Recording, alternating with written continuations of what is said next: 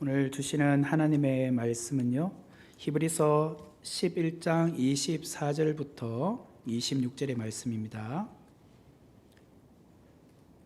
히브리서 11장 24절부터 26절 말씀,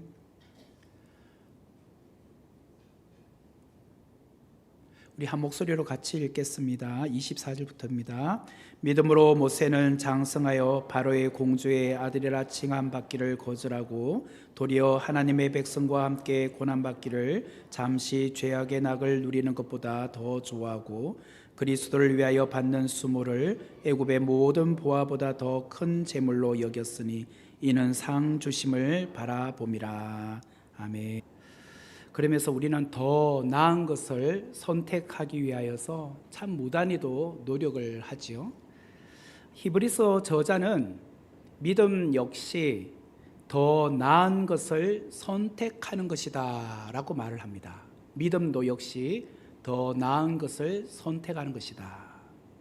오늘 본문에 보면 비교급이 나옵니다. 뭐뭐보다 더 라는 단어가 나오는데 25절과 26절 제가 한번 읽어드리겠습니다. 도리어 하나님의 백성과 함께 고난받기를 잠시 죄악의 낙을 누리는 것보다 더 좋아하고 뭐뭐보다 더 좋아하고 이렇게 나오죠. 또 26절에 보니까 그리스도를 위하여 받는 수모를 애굽의 모든 보화보다 더 큰 재물로 여겼더니, 그죠? 뭐뭐보다 더, 이게 이제 25절과 26절에 뭐뭐보다 더라고 나와서 몰된 뭐 이렇게 나오죠. 뭐 조금 길면은 뭐뭐 ER 된 영어 단어 자꾸 써서 죄송하지만 하여튼 그래요. 그래서 이 히브리서 저자는 믿음도 역시 비교급이다, 뭐뭐보다 더 좋은 것을 선택하는 것이다 라고 말씀을 하고 있습니다. 본문에 보면 잠시 죄악의 낙을 누리는 것보다 하나님의 백성으로 함께 고난을 받는 것을 더 좋아했다. 또 그리스도를 위하여 받는 수모를 애굽의 모든 보화보다 더 큰 재물로 여겼다. 이렇게 말씀하고 있어요. 모세의 믿음의 이 특징을 보면 세상의 지위나 세상의 명예나 세상의 재물에 있어서 정말 모세만큼 많은 것을 누렸던 사람 없지 않겠습니까? 그런데 그는 하나님의 백성과 함께 고난받는 것, 또 그리스도를 위하여 수모를 받는 것을 더 귀하게 여겼다라고 말씀을 하고 있습니다. 24절의 말씀을 보면은 모세는 장성하여 바로의 공주의 아들이라는 칭함 받기를 거절했다라고 말씀을 하고 있어요. 이때 나이가 몇 살이죠? 그렇죠. 40세의 나이였죠. 태어났을 때부터 40살까지는 애굽의 왕궁에서 왕자로 살았으니까 지금 모세는 40세인데 그는 지금까지 40년을 애굽의 바로궁에서만 살았습니다. 그것도 바로의 공주의 아들로 살았습니다. 정말 어마어마한 이력이잖아요. 여러분들은 뭐 조금 나이가 조금 이제 덜 것 같지만 40살을 이제 한번 기준으로 여러분 나이를 한번 생각해 보세요. 여러분이 40대, 이제 40이 이제 각 넘어갈 때랑 그 이전에랑 한번 비교를 해 보세요. 그래도 40 이전에는 그래도 우리 모험을 좋아했잖아요. 조금 뭐 고생을 하더라도 고생을 사서 한다, 모험을 걸고 막 이렇게 좀 험한 일이라도 나중에 더 잘 되기 위해서 좀 열심히 뭐 살아보려고, 또 뭐 이거 아니면 저거 하면 되겠지라고 하면서 좀 이직도 해보고 그랬었잖아요. 그러다가 40 불혹의 나이가 탁 넘어가는 순간부터 이제 모험보다는 좀 안정된 삶을 살고 싶어 하잖아요. 그죠? 이왕이면 고생의 길을 가기보다는 평안한 삶을 살고 싶어 하는 것이 대충 한 40살 정도 기준으로부터 시작이 되는 것 같아요. 그런데 40세가 된 모세는 지금까지 아무나 누릴 수 없었던 특권 중에 큰 특권을 누리고 살아왔습니다. 그것을 가능하게 했던 것은 바로 바로의 공주의 아들이라는 그 칭함이 있었다는 거예요. 바로의 공주의 아들이라는 것이 없었다면 이런 특권을 누릴 수가 없었겠죠. 그래서 바로의 공주의 아들이라는 것은 정말 아무나 누릴 수 있는 것이 아니었습니다. 뭐 주위의 애굽인들조차도, 심지어는 이스라엘 백성들조차도 노예로 살면서 모세를 쳐다볼 때마다 와, 정말 나도 바로의 아들의 공주의 아들이 됐으면 얼마나 좋았을까, 그런 로망을 갖지 않았겠습니까? 지금도 유럽이나 중동이나 또 아시아권 중에 나라들 가운데 왕이 있는 나라들이 있습니다. 그죠? 뭐 일본도 그렇고 영국도 그렇고 뭐 유럽의 나라들이나 중동에 보니까 왕이라는 것이 있더라고요. 그러면 분명히 왕이 있다는 것은 왕족들도 있죠. 로열 패밀리가 있단 말이에요. 그 왕족들이 누리는 특권이나 특혜는 평범한 사람들이 볼 때는 굉장히 부러움이에요. 하물며 지금으로부터 3000년 전의 이야기입니다. 지금 BC 1500년대 이야기잖아요. 모세의 이야기가. 그때 애굽은 오늘로 말하면 대강대국이 미국입니다. 미국. 그 미국의 그와 같은 그 애굽의 바로의 공주의 아들이다. 이거는 정말 엄청난 지위입니다. 그때 이집트라는 나라는 굉장히 발달된 문명이었고 또 군사력도 막강했습니다. 이러한 이집트의 로열 패밀리, 거기에 속했던 사람이 모세였습니다. 가히 정말 어마어마한 특권이었죠. 이런 그가 바로의 공주의 아들이라 칭함을 거절했다. 그리고 오히려 도리어 하나님의 백성과 함께 고난받기를 잠시 죄악의 낙을 누리는 것보다 더 좋아하게 되었다.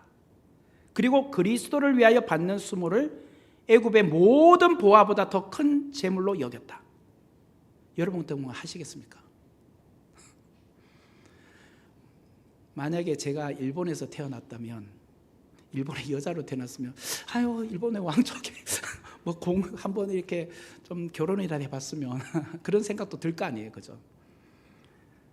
하물며 애굽의 그 왕족에 들어갔으니까 어마어마한 거죠.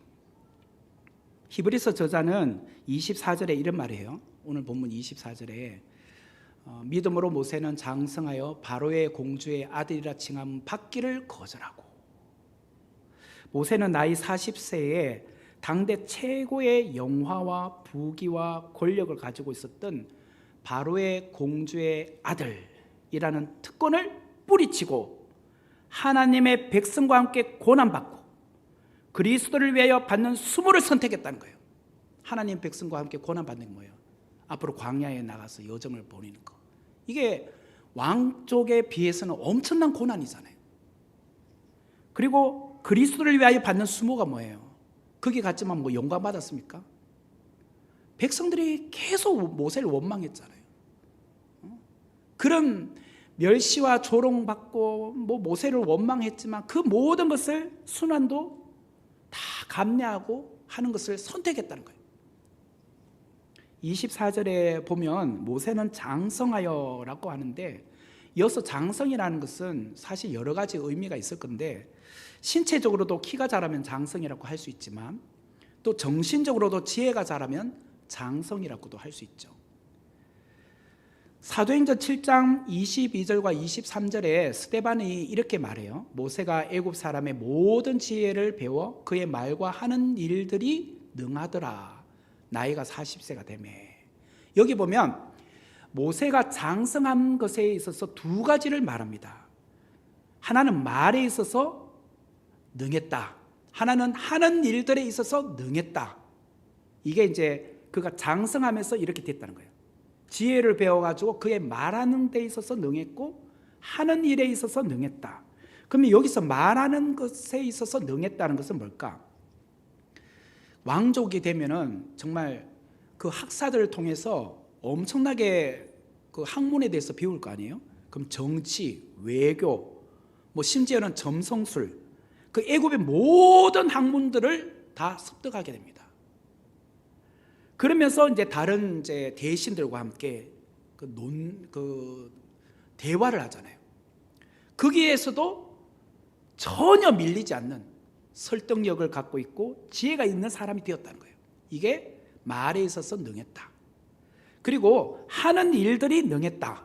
이거는 뭐 그냥 학문만 배우겠습니까? 무술도 배우는 겁니다. 그래서 무술 실력, 그리고 지도자로서의 리더십, 군사 전체를 관할할 수 있는 지도력, 이런 것에 있어서도 탁월하게 되었다. 이게 하는 일에 있어서도 능했다는 거예요. 그러니까 오늘로 말하면 문무를 겸비한 탁월한 리더가 되었다는 것이 이 당시 모세였다는 거예요. 그리고 이 장성하다는 말은 정치적으로도 확고한 위치를 차지하게 됐다라는 것도 돼요. 정치적으로도 확고한 위치가 되었다. 바로의 공주의 아들이니까 정치적으로도 확고하죠. 그 위치가. 심지어는 이 바로의 공주의 아들로서 차기에 대권 주자의 서열에 들어가는 사람이 되었다는 거예요. 왜 그런가? 바로의 공주가 어떤 학자의 글에 의하면 외동딸이라고 합니다. 외동딸로서 결혼을 했지만은 자녀가 없었대요. 그래서 유일하게 있는 사람은 직접 낳은 아이는 아니지만 모세가 유일한 자식이었대요. 양자로 삼았지만 그러했다는 거예요. 본인의 몸에서 태어난 자식이 없었다는 거예요. 그러다 보니까 왕권의 그 후계자의 서열 안에 들어가는 사람이 되었다는 거예요. 이처럼 모세는 40세까지 애굽의 로얄 패밀리로서 살면서 엄청난 혜택을 누리며 문무를 겸비한 바로 공주의 아들로 언젠가 차기 애굽의 바로의 자리를 넘볼 수 있는 서열의 순위에 들어가 있는 사람이었다는 거예요. 만약 여러분들이 이런 위치에 있는 모세였다면 어떻게 하시겠습니까? 굳이 히브리인이라는 신분을, 출신 성분을 내가 드러낼 필요가 있을까요? 굳이 그렇게 할 필요 없잖아요. 그냥 가만히 있으면 바로의 공주의 아들로서 쭉 가는 거잖아요. 그러다가 보면 부귀 영화 권세 특권이 계속 오른 거잖아요. 제가 모세라면 분명히 그랬을 겁니다. 언젠가 지금 현재 애굽의 바로 왕이 후계자가 없다, 또 뭐 똘똘한 후계자가 없다면 나는 지금 탁월하잖아요. 그러면 바로 왕이 봤었을 때 공주의 아들이니까 후계자로 삼을까? 이런 생각이 들 수도 있단 말이에요. 저 같으면 그냥 굳이 그냥 그 그리스도와 함께 수모를 당하는 그거 안 갈 것 같아요. 저 같으면 40세에 미디안 광야로 나가지 않았을 것 같아요. 이렇게 좋은 기회를 왜 놓칩니까? 어쩌면 이것이 하나님의 뜻인지도 모르는데 언젠가 모세가 애굽의 1인자 바로가 되어 그의 절대적인 권한으로 이스라엘 백성들을 출애굽시켜 줄 수도 있잖아요. 노예를 내가 해방시켜 준다, 그렇게 할 수도 있잖아요. 지금 바로가 된다면. 그 옛날 요셉이 형들의 미움을 받아서 애굽으로 팔려갔었어요. 그리고 훗날 그 요셉은 형들에게 이런 말을 합니다. 창세기 45장 7절 말씀에 보면 하나님이 큰 구원으로 당신들의 생명을 보존하고 당신들의 후손을 세상에 두시려고 나를 당신들보다 먼저 이곳 애굽에 보내셨다, 이렇게 말해요. 이게 하나님 뜻이었다는 거예요. 그러니까 형들이 나를 애굽으로 판 것 때문에 당신들 미안해하지 마세요. 하나님께서 당신들보다 나를 먼저 보내신 것 같아요, 이렇게 말했다는 거예요. 그 총리 대신이 된 게 하나님의 뜻이었다고 말을 하잖아요. 또 다른 한 예를 보면 바사의 아하수에로 왕의 왕후가 된 에스더가 있었잖아요. 그때 삼촌이었던 모르드게가 하만의 계략을 가지고 이렇게 말하잖아요. 에스더 4장 14절에 보니 이렇게 말해요. 이때에 네가 만일 잠잠하여 말이 없으면 유다인은 다른 데로 말미암아 노임과 구원을 얻으려니와 너와 내 아버지 집은 멸망하리라. 네가 왕후의 자리를 얻은 것이 이때를 위함이 아닌지 누가 알겠느냐. 제가 아까 실수한 것 같습니다. 모르드게는 삼촌이 아니고 사촌형입니다. 사촌 오빠입니다. 사촌 오빠. 예. 그래서 제가 헷갈려가지고 지금 모르드게 삼촌 아닌데 사촌이 사촌. 네. 성경에 보면 사촌은 나옵니다. 네. 그래서 여기 보면 네가 왕후의 자리를 얻은 것이 이때를 위함이 아닌지 누가 알겠느냐 이렇게 말하잖아요. 자, 지금 두 가지 예를 들었잖아요. 하나님께서 요셉을 애굽의 국무총리로 만든 거, 또 에스더를 바사 제국의 아하수에로 왕의 왕으로 삼은 거. 이걸 보면 훗날에 이스라엘 백성들을 구원하시기 위하여 하나님의 섭리요, 하나님의 계획이요, 하나님의 뜻이라고 생각할 수 있잖아요. 우리가 이처럼 모세도 하나님께서 모세를 물에서 건져내시고 애굽의 바로의 공주에게 이끌려 왕궁에 들어가서 생활한 거, 그러면서 지난 40년 동안 왕자의 그런 교육을 받게 하신 거, 이거는 훗날 그를 통하여서 애굽의 1인자 바로가 되어 이스라엘 백성들을 출애굽시키는 하나님의 섭리라고 우리도 생각할 수 있단 말이에요. 이보다 더 확실한 방법이 어디 있습니까? 우리는 이것이 하나님의 방법이요, 하나님의 뜻이라고 충분히 생각합니다. 오히려 모세가 장성하여 바로의 공주의 아들이라 칭함받는 것을 거절하고 뛰쳐나간 거, 이거는 경솔한 행동처럼 보이잖아요. 하나님 방법 여기 있는데 니 왜 그걸 못 참아가지고 뛰쳐나갔어? 우리는 또 하나님의 뜻을 위배한 거 아니야? 라고 생각을 한단 말이에요. 하지만 믿음으로 모세는 장성하여 바로의 공주의 아들이라 칭함받기를 거절했다. 모세는 그의 인생의 가장 확실한 카드였던 바로의 공주의 아들을 포기했다는 거예요. 그리고 모세는 고난의 자리를 선택했습니다. 그 이유는 무엇인가? 25절 말씀에 보니 도리어 하나님의 백성과 함께 고난받기를 잠시 죄악의 낙을 누리는 것보다 더 좋아하고. 왜 모세가 고난의 자리를 선택했느냐? 거기 보니까 잠시 죄악의 낙을 누리는 것이 이거는 아니다라고 본 거예요. 나 죄악의 낙을 누린 것은 이건 잘못된 것이다 라고 생각했다는 거예요. 죄악이 뭘까요? 이거는 사람의 육신이나 마음을 즐겁게 하는 거잖아요. 그러다 보니까 결국 영혼을 피폐하게 만드는 거, 하나님과 멀어지게 만드는 것이 바로 죄악의 낙이라는 거예요. 모세가 살았던 당시 애굽은요, 고대 문화가 가장 찬란했던 그 곳이었잖아요. 사실 그 애굽이란 곳은 볼거리도 많고 먹을 거리도 많고 누릴 것도 너무 많았던 것이에요. 특별히 이 정도 되는 위치에 있다면 어디를 가든지 대접받잖아요. 볼 것, 누릴 것, 먹을 것 다 좋은 것 아니겠습니까? 자기에게. 그러다 보면 나도 모르게 유혹의 죄악에 넘어가게 된다는 거예요. 빠지게 된다는 거예요. 그거를 모세가 알았다는 거예요. 오늘날 우리도 시내 번화가를 이렇게 한 번씩 걷다 보면 도심의 골목길을 걸으면서 활기찬 것도 느끼지만 사실 보지 말아야 될 것, 먹지 말아야 될 것, 누리지 말아야 될 것들을 너무 많이 보잖아요. 그런 유혹들이 너무 많지 않습니까?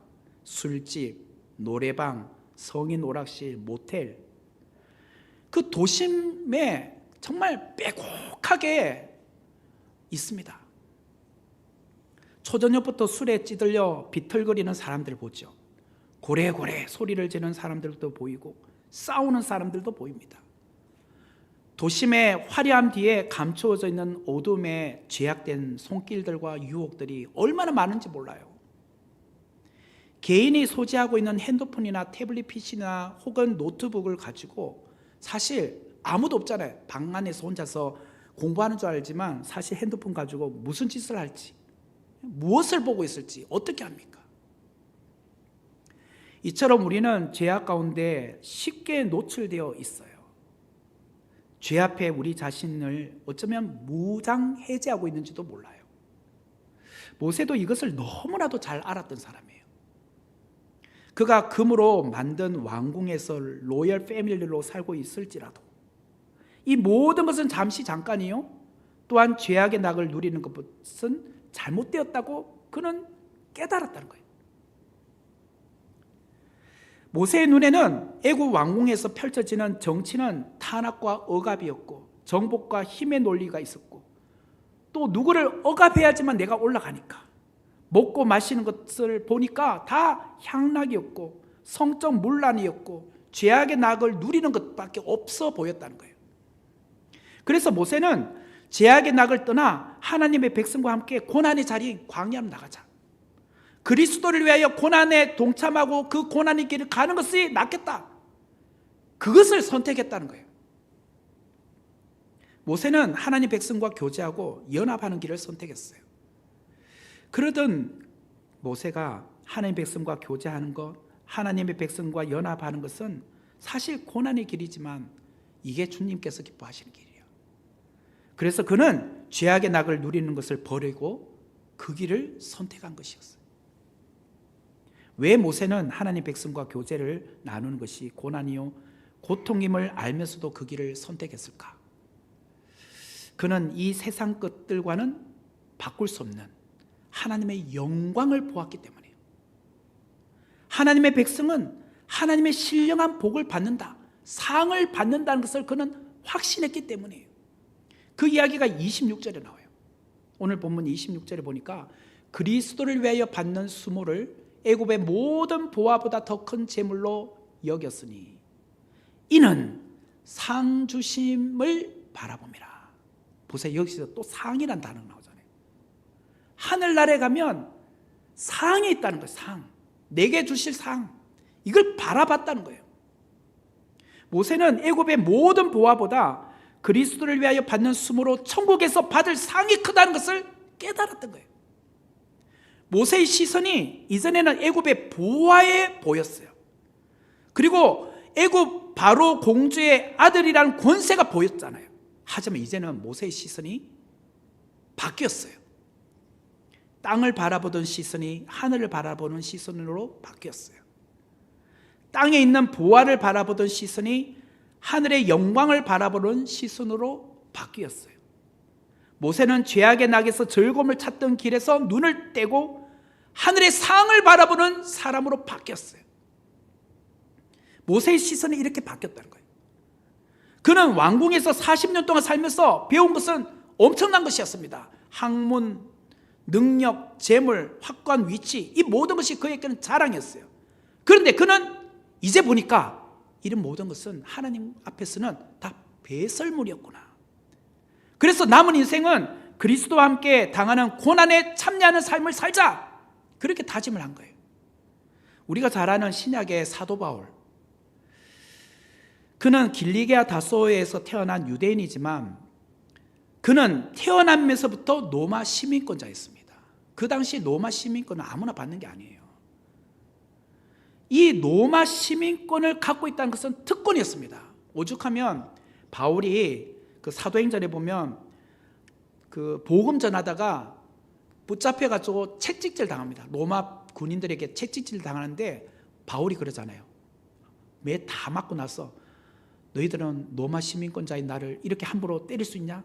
신문도 하지 않고 때릴 수 있냐? 그러니까 깜짝 놀라가지고 그것을 천부장에게 보고 가잖아요.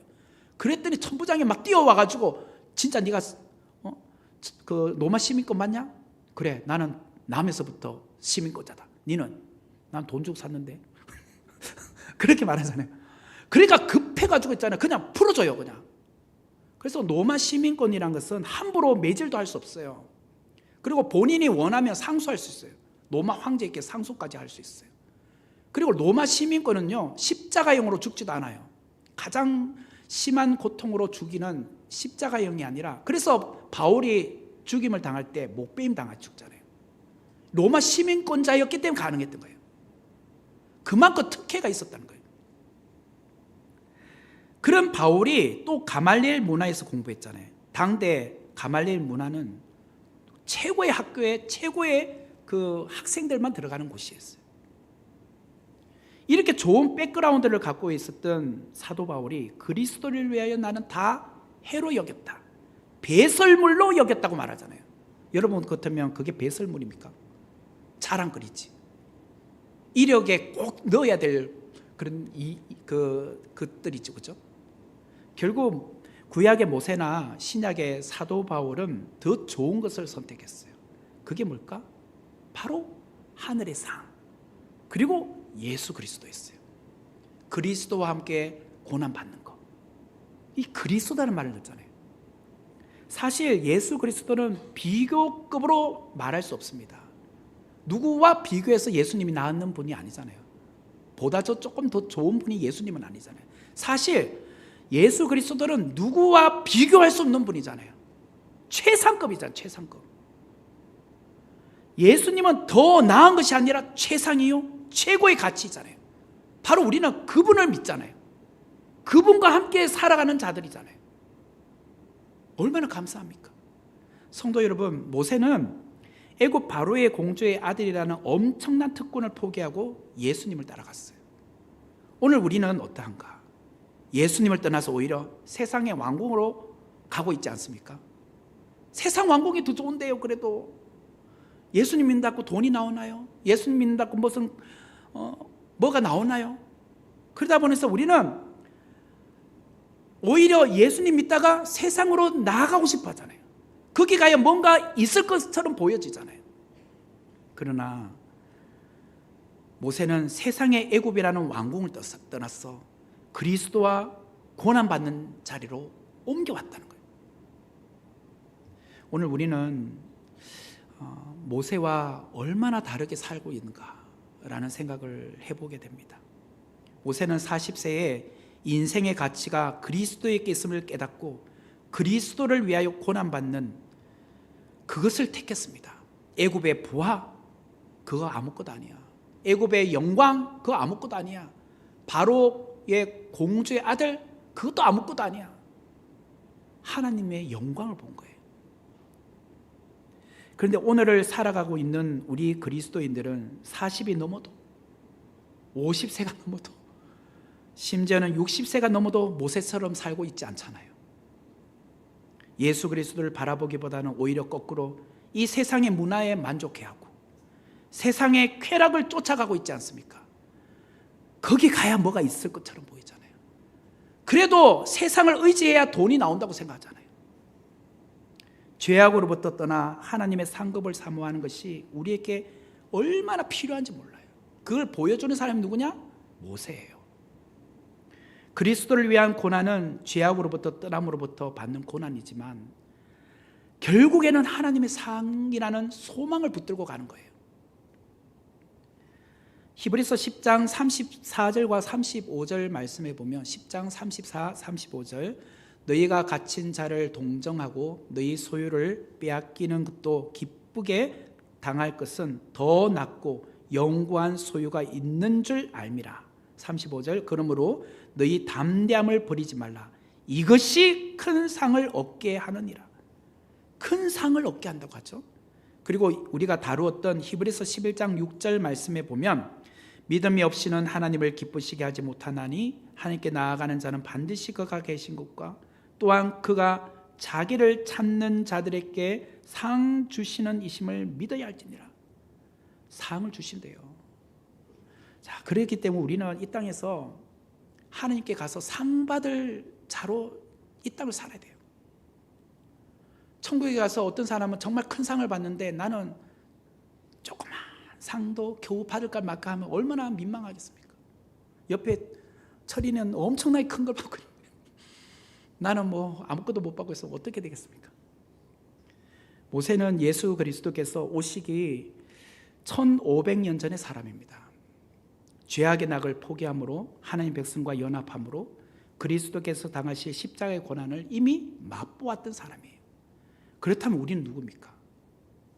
예수님보다 2000년 후에 이 땅을 살아가고 있는 자들입니다. 모세는 오실 메시아를 직접 본 사람도 아니잖아요. 그런데 그 그리스도의 고난에 동참했던 사람이라면 우리는 이미 오신 메시아의 십자가의 고난 그리고 부활까지 본 사람들이잖아요. 이 말씀을 통해서 믿고 사는 사람들이잖아요. 오히려 우리는 모세보다도 더 선명하게 예수 그리스도를 보고 살아가고 있는 사람들이에요. 그럼에도 불구하고 우리는 십자가의 길, 고난의 길 뒤에 부활의 영광을 너무나도 소홀히 생각해요. 십자가에 뒤에 있는 영광, 부활을 왜 우리는 그렇게 해도 믿지 못하고 상받을 짓을 안 하고 삽니까?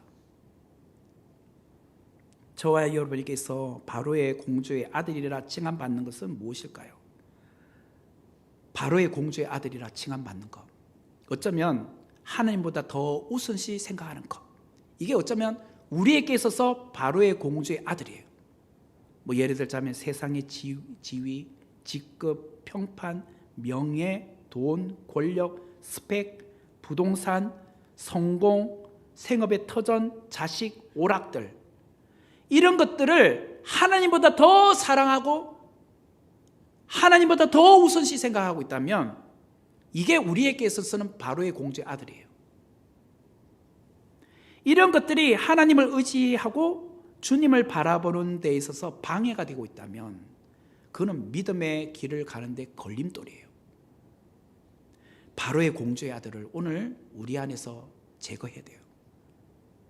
믿음이 무엇인가? 내가 붙들고 내가 의지하고 내가 바라보고 있었던 바로의 공주의 아들이라는 세상 것들을 버리는 것, 이게 믿음이에요. 쉽지 않죠? 늘 알면서도 이걸 버린다는 게 쉽지 않잖아요. 전에 한번 제가 이야기한 적이 있었는데 그 김대중 대통령 재임 시에 그 중국 대사도 지내셨고 통일부 장관을 역임하셨던 김하중 장로님을 여러분들 잘 아실 거예요. 이분이 하나님의 대사라는 책도 쓰셨는데 저는 이분하고 이제 어떻게 아느냐? 제가 이제 2년간 그 광화문에 있는 외교부의 그 분들하고 시누회를 하면서 제가 2년간 그분들에게 말씀을 가르쳤어요. 성경 말씀을. 그래서 거기 외교부 옆에 보면 종교교회가 있습니다. 종교교회에서 이제 외교관들과 함께 성경 공부를 했어요. 네, 그래서 일주일에 한 번씩 제가 수요일마다 가서 성경 공부를 할 때 그때 김하중 대사님도 오셔가지고 그리고 여러 차례 교제를 같이 했었는데 그분이 통일부 장관을 이제 그만두시고 나서 가장 먼저 하는 게 무엇이었냐면 이건 제가 직접 들었어요. 핸드폰에 입력되었던 모든 사람들의 전화번호를 싹 다 지워버렸대요. 그분이 그동안 살아오면서 알게 된 모든 사람들의 인맥들, 그게 다 전화번호부에 다 핸드폰에 다 입력이 될 거 아니에요. 그러다가 내가 필요하면 전화도 해보고 또 도움이 필요하면 또 전화도 하고 또 어떤 사람은 내게 또 전화 올 수도 있고, 그래서 입력해 두었던 그 전화번호를 다 싹 다 지워버렸대요. 그리고 그분은 이제부터 사람의 인맥이 아니라 하나님께서 맺어주시는 신맥을 만들겠다고 했대요. 신맥, 인맥이 아니라 신맥.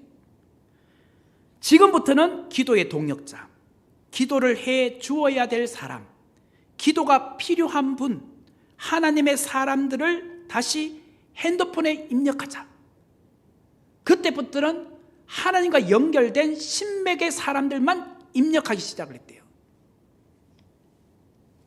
성도 여러분, 여러분의 핸드폰에는 어떤 유형의 사람들의 전화번호가 많이 입력되어 있으십니까? 뭐 직장 동료도 있으실 거고 또 이웃 주민들도 있었겠죠. 언제든지 불러서 골프 칠 수 있는 사람? 언제든지 불러서 세상 이야기 할 수 있는 사람? 언제든지 부르면 같이 식사하고 잡담할 수 있는 그런 분들의 이름이 더 많으신가요? 아니면 언제든지 기도해 줄 수 있는 사람, 함께 말씀을 나눌 수 있는 사람, 신앙적인 대화를 나눌 수 있는 믿음의 사람의 명단들이 여러분들의 핸드폰에 많이 입력되어 있으신가요? 우리는 신앙생활을 하면서 늘 하나님께 뭘 달라고만 기도할 때가 많았잖아요. 대신 내가 하나님을 위해 무엇을 하겠습니다 라고 다짐은 매우 적게 했던 것 같아요. 내가 하나님을 위해 이런 것을 포기하겠습니다, 내가 하나님을 위하여 이것을 선택하겠습니다고 결심하는 것은 너무나도 적었던 것 같아요. 이제 우리는 예수 그리스도를 위해 우리가 무엇을 이룰 것인가, 내가 예수 그리스도를 위하여 내가 무엇을 이룰 것인가, 예수 그리스도를 위하여 내가 무슨 고난을 받을 것인가, 예수 그리스도를 위하여 세상에서 어떤 손해도 감내할 것인가, 이게 우리 안에서 더 마음이 있어야 된다는 거예요. 모세는 예수 그리스도를 위해 40년간 붙들었던 바로의 공주의 아들, 그 칭함을 포기했어요. 모세는 예수 그리스도를 위하여 자신이 가졌던 모든 것을 다 배설물로 여겼어요. 그렇다면 저와 여러분은 이때까지 붙들고 있었던 것, 의지하고 있었던 것, 지금까지 목숨처럼 생각하고 있었던 것들을 예수 그리스도를 위하여 내려놓을 수 있으십니까? 지금까지 이거 없으면 나 살 수 없어, 그렇게 목숨처럼 붙들고 있었던 그것을 내가 예수 그리스도를 위해서라면 포기할 수 있으십니까? 예수 그리스도와 함께 고난받는 것을 선택하실 수 있습니까? 모세는 하나님의 백성과 함께 고난받기를 위해 제약의 낙을 누리는 것을 다 포기해버렸어요. 모세는 그리스도를 위하여 받는 수모를 애굽의 모든 보화보다 더 큰 재물로 여겼어요. 모세는 최고의 가치가 무엇인지를 깨달았던 사람이에요. 모세의 시선은 오직 상 주실 분, 그분에게 포커스를 맞추고 있었다는 거예요. 성도 여러분, 최고의 것을 선택하는 믿음의 성도들이 되기를 원합니다. 아멘이 크지 않습니다. 굉장히 부담스러운 것 같아요. 우리의 시선을 상 주시는 하나님께로 향해야 된다는 거예요.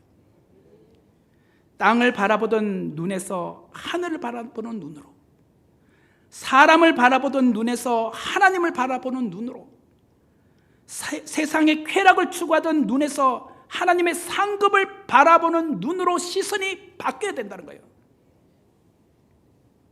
세상의 것들은 안개와 같잖아요. 안개가 걷히면 우리가 바라는 실상이 무엇인지 선명하게 드러납니다. 안개가 짙을 때는 앞에 무엇이 있는지 안 보이다가 안개가 다 걷히면 실상이 보여요. 세상의 화려함은 다 지푸라기예요. 세상을 붙들면 우리는 죄악의 구렁텅이에 떨어지고 말아요. 빠지고 말아요. 그러므로 우리는 주님의 손을 붙잡아야 돼요. 예수님은 우리가 붙잡아야 할 최고이신 분이잖아요. 오직 예수님만을 고백하고 오직 예수님만을 선택하는 자가 되어야 되지 않겠습니까? 오늘 모세를 통하여 이런 은혜가 우리 모두에게 있으시기를 주님의 이름으로 축원합니다. 네, 오늘 이 말씀을 생각하시면서 시선이라는 찬양 함께